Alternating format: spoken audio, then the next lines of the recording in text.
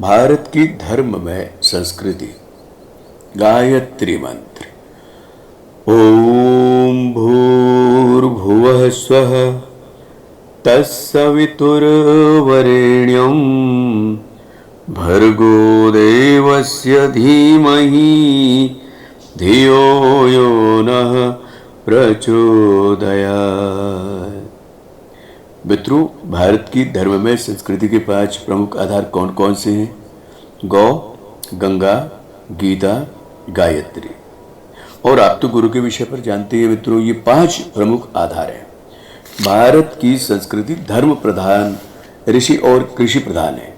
अपने सर्वोच्च सर्वोपयोगी मूल्य, सिद्धांत, ज्ञान के आधार पर इसने पूरे विश्व का पथ प्रदर्शन किया है। इसलिए भारत जगत गुरु कहलाया। गुरु परंपरा और 4 स्तंभ गौ, गंगा, गीता, गायत्री पर आधारित हमारी संस्कृति इतनी प्रबल है कि अनेकों आघात सहने के बाद भी यह न केवल अक्षुण्ण है, बल्कि सारे विश्व को शांति समृद्धि का मार्ग भारतीय संस्कृति के जीवन मूल्यों में ही दिखाई देता है। यह चारों पूज्य है एवं पुण्यदायी है। हमारे देश में इन्हें माता का सम्मान दिया जाता है। और मित्रों, गायत्री वेद माता है। गायत्री भारतीय संस्कृति का सनातन एवं अनादि मंत्र है। जो फल चारों वेदों के अध्ययन से होता है वह एकमात्र गायत्री मंत्र के जप से हो सकता है। महाभारत के रचयिता वेद व्यास गायत्री की महिमा में कहते हैं, जैसे फूलों में शहद, दूध में घी सार रूप में होता है, वैसे ही समस्त वेदों का सार गायत्री है। मित्रों, गौ माता हमारी ऋषि कृषि संस्कृति का आधार व पोषक है। गौ माता भारतीय संस्कृति की ज्वलंत प्रतीक है। मित्रों, प्राचीन काल में आर्यों ने गायों की पूजा करते हुए कहा है, मातेव रक्षति। पुराणों में कामधेनु का वर्णन है, जो सभी इच्छाओं की पूर्ति करती है। और मित्रों, आप तो जानते ही हैं, योगेश्वर श्री कृष्ण ने गाय की सेवा कर गौपालन और गौ संवर्धन की प्रेरणा दी है। तो मित्रों, ये है गाय का महत्व। और गंगा हमारी सनातन संस्कृति की जीवन धारा है। पौराणिक मान्यता है कि गंगा का जन्म भगवान विष्णु के पैरों से हुआ था। यह शिव जी की जटाओं में निवास करती है। गंगा स्नान, पूजन और दर्शन करने से समस्त पापों का नाश होता है, व्याधियों से मुक्ति होती है। गंगा में जल ही नहीं, हमारी सनातन संस्कृति प्रवाहित हो रही है। मित्रों, गंगा भारत की जीवन धारा है। गंगा सेवन के लाभ अद्भुत और चमत्कारिक हैं। इन्हें विशेषता और महानता को दृष्टि में रखकर ही इसे हिंदू धर्म में बहुत महत्वपूर्ण स्थान दिया गया है। गंगा नदी और गंगा जल अपने इसके विशेष गुण के कारण मूल्यवान है। मित्रों, और गंगा के महत्व का वैज्ञानिक दृष्टिकोण भी है। इसका जल अपनी शुद्धता और पवित्रता को लंबे समय तक बनाए रखता है। वर्षों तक प्रयोग करने और रखने के बाद भी गंगा जल खराब नहीं होता है। गंगा जल में जड़ी बूटियों के साथ गंधक, चांदी, सोना, अभ्रक मानव मात्र के लिए उपकारी तत्वों का समावेश है। इसके जल के नियमित सेवन व स्नान से मनुष्य को असंख्य रोग नष्ट होते हैं। शारीरिक, मानसिक, आध्यात्मिक स्वास्थ्य लाभ होते हैं। और मित्रों, यह अजीर्ण, पुराना ज्वर, तपेदिक, पेचिश, दमा, मस्तक, शूल आदि रोगों के लिए लाभदायक है।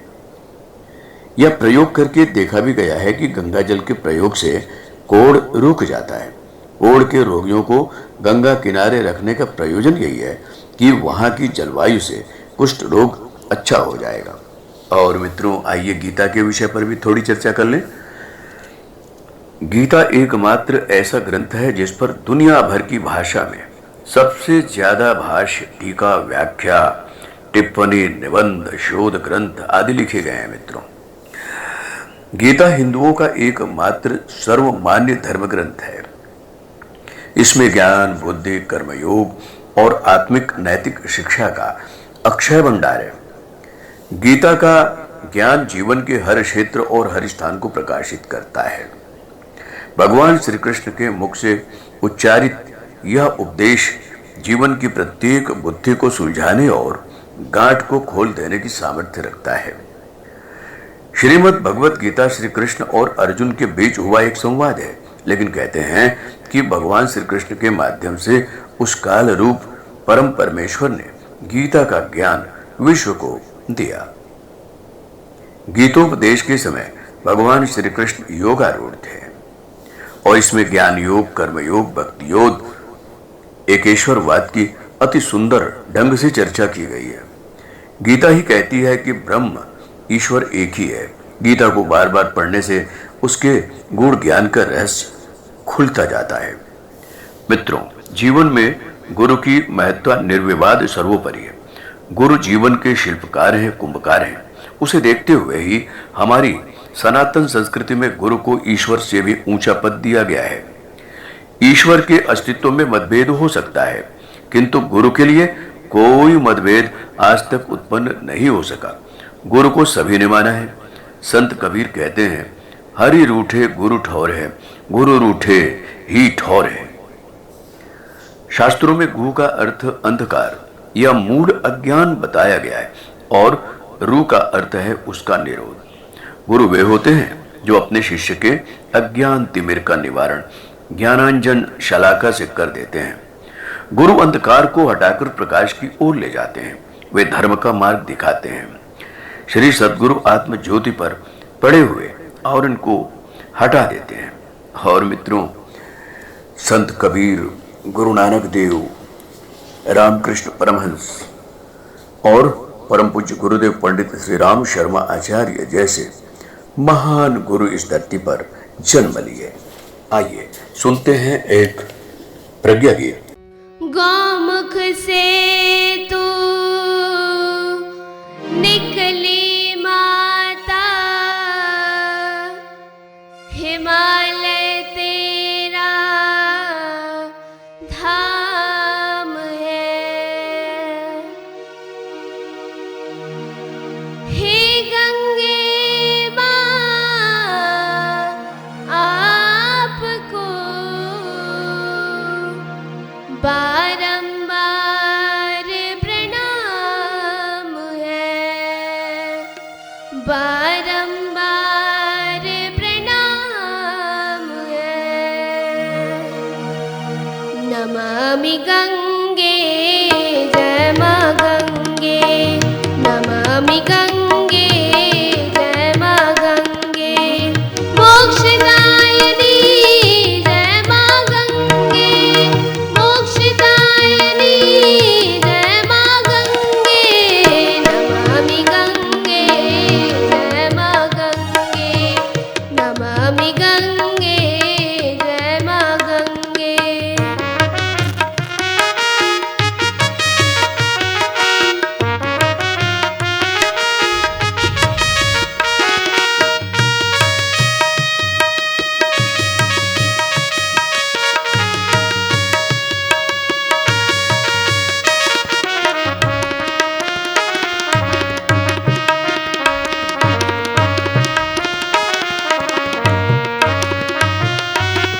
पाप ताप संताप मिटाती, पाप ताप संताप मिटाती, रोग शोक सब दूर भगाती, रोग शोक सब दूर भगाती। पतित पावनी जय मां गंगे, पतित पावनी जय मां गंगे। नमामि गंगे जय मां गंगे, नमामि गंगे जय मां गंगे।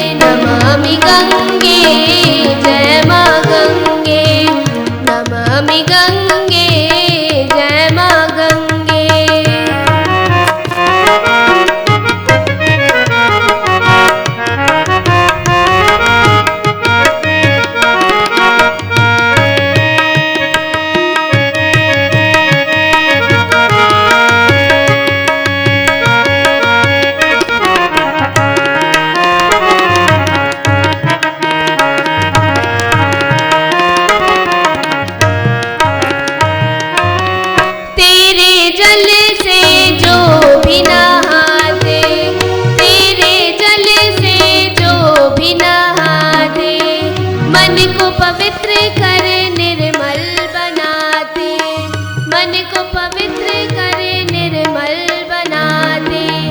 शांतिदायिनी जय माँ गंगे, शांतिदायिनी जय माँ गंगे, नमामि गंगे जय माँ गंगे, नमामि गंगे जय माँ गंगे।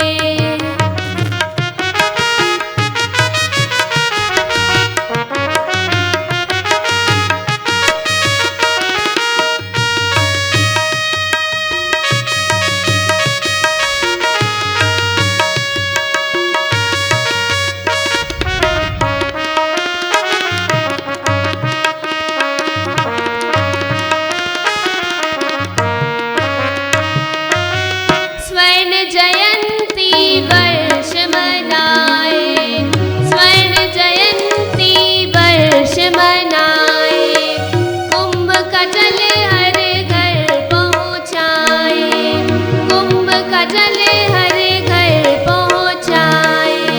घर घर गंगे हर हर गंगे, घर घर गंगे हर हर गंगे, नमामि गंगे जय माँ गंगे, नमामि गंगे जय माँ गंगे। मोक्षदायिनी जय माँ गंगे, मोक्षदायिनी जय माँ गंगे, नमामि गंगे जय माँ गंगे, नमामि गंगे जय माँ गंगे, नमामि गंगे, नमामि गंगे, नमामि गंगे जय माँ गंगे। तो मित्रों, आप अभी सुन रहे थे गंगा के महत्व पर प्रज्ञा गीत। मित्रों, हमारी भारतीय संस्कृति के ये 5 आधार स्तंभ हैं। इनकी महत्ता को हम समझने की कोशिश करें और फिर एक बार हम इन्हीं के शरण में जाएं। सुनिश्चित है भारतीय संस्कृति का पुनरुद्धार यानी कि विश्व गुरु बनना तय है यदि हम इन 5 का अवलंबन लें। और मित्रों, चिंतन करें, मनन करें